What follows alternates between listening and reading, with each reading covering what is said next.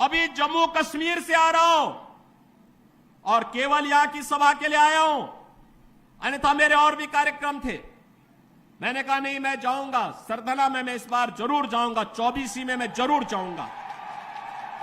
और बहनों भाइयों, मैं इसीलिए आया हूं आपसे कहने के लिए, जो लोग गुमराह कर रहे हैं उनके गुमराह में आने की आवश्यकता नहीं। ये लोग कभी नहीं आएंगे। फिर जाति के सौदागर उपयोग करेंगे, बाद में सौदेबाजी करके गायब हो जाएंगे। हमें किसी भी ऐसे व्यक्ति के बहकावे में नहीं आना है जिससे हमारा राष्ट्र धर्म खतरे में आए। याद रखना, इस देश के राष्ट्र धर्म को हमेशा खतरा जब भी आया है, इन्हीं लोगों के कारण आया है जिन्होंने जातीयता के आधार पर समाज के सामाजिक ताने बाने को छिन्न भिन्न किया है, हमेशा छिन्न भिन्न किया है। और बहनों और भाइयों, मैं आपको इस बात के लिए आश्वस्त करता हूं कि कोई माए के लाल बाल बांका नहीं कर सकता है। सुरक्षा की इतनी पुख्ता व्यवस्था हमने की है यूपी के अंदर। आज आप देखते होंगे बड़े बड़े दुर्दांत माफिया और अपराधी किस कदर उनकी दुर्गति हो रही है। आप देख रहे होंगे, जिनके नाम से ही लोग कर्फ्यू जैसा माहौल होता था, आज उनकी दुर्गति क्या है, हर व्यक्ति देख रहा है।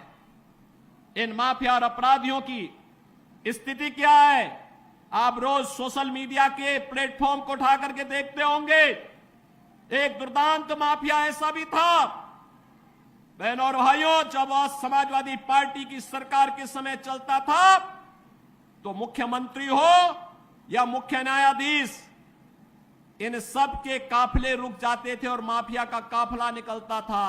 और जब हमने कार्रवाई की उस माफिया के खिलाफ और उसको रगड़ करके कोर्ट के सामने प्रस्तुत किया तो उसकी पैंट गीली हो गई थी,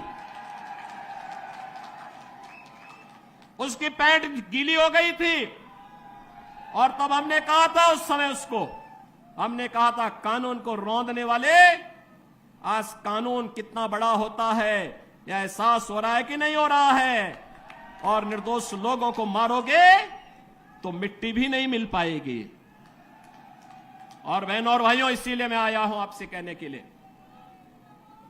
देखो, जिनकी गर्मी हम शांत कर चुके हैं उनको गर्म मत होने दीजिए। अब